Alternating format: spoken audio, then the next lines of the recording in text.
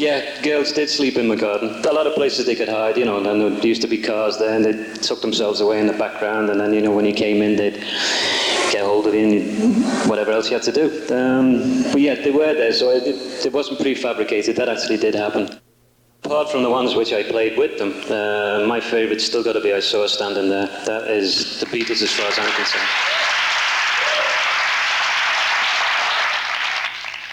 We used to go out and get drunk an awful lot, as you most probably gathered, and this particular night we'd gone out and we got really bladdered, you know, absolutely totally non-compos mentis, and we got back to the flat, which was just over the road from the Star Club, and we'd all just got to bed, and George was sleeping on the other side of the room in his bed, and it got to about the early hours of the morning, and next minute we just heard and it was George. He just rolled out the side of his bed and he just puked his ring up, you know. He was that drunk, he just let it stay there, okay. Normally we would have got up and cleaned it up. And we just sort of took one look at it and said, oh, leave it, you know, we'll take care of it in the morning. So the morning came and George gets up and he's looking at this horrible mess all splattered all over the floor. And we're looking at it as well. And we said, hey George, are you going to clean it up? And he said, I'm not bloody well cleaning it up, you know. So we said, are you going to clean it up? So we said, well, we're not going to clean it up either. So it stayed there. The cleaner came in, she wouldn't touch it. She wouldn't clean it up, right?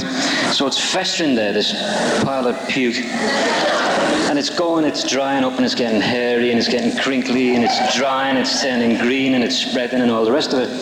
And it kept on growing until in the end we adopted it as a pet. Yeah. I mean, it was great.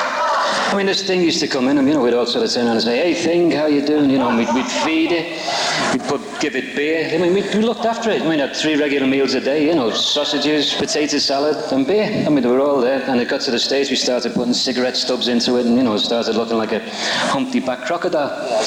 And it got that bad. And the reputation started going that bad that all of a sudden the rest of the guys who were working in Hamburg at the Star Club, they used to come in. And I mean, everyone would come in and sort of go, hey, thing, how you doing? You know, and this thing was gelling, you know, and shuddering away there. And it got to the stage that George was terrified about going to bed, because every time he used to try and climb over the top of the bed, thing would come up and it'd be trying to go at him.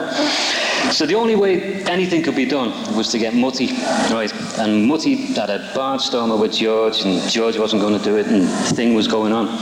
Mutty went and saw Horst. That was the only guy who could get us to do anything in those days. And Horst came over and he turned around and said, hey, George, you know, you've got to get rid of this horrible mess on the floor. And George turned around and he said, sorry, Horst, that's our pet, you know.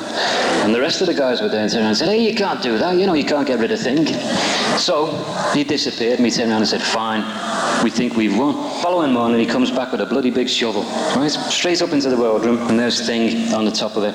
He gets underneath this bolt thingy, and he, you know, pulls it up. He goes over the road to the Grocer Freiheit, and there's a bin outside the Star Club, and all the rest of the Beatles are all walking out, and it's like Death Parade, you know, Death Valley, we're all heads down, all going to see Thing go to his final resting place. And this guy here picks up the bin lid, and all of a sudden you know, Thing hit the top of the bin lid like that. And he put the bin lid down on and he said, that's the last bloody time, he said, Thing's going to be seen in Hamburg. But what we found out afterwards was that if you ever go over there, I mean, Horst lives there and he's terrified going down the Grocer Freiheit. Charles has been there and he's terrified of going down the Grocer Freiheit. I've been there and I crap myself as well sometimes, because if he gets around about 5 or 6 o'clock in the morning and it's get dark and misty and you're drunk, right? And it's dark and dank, right? And the mist coming up and he suddenly hear this thing coming alongside of you going,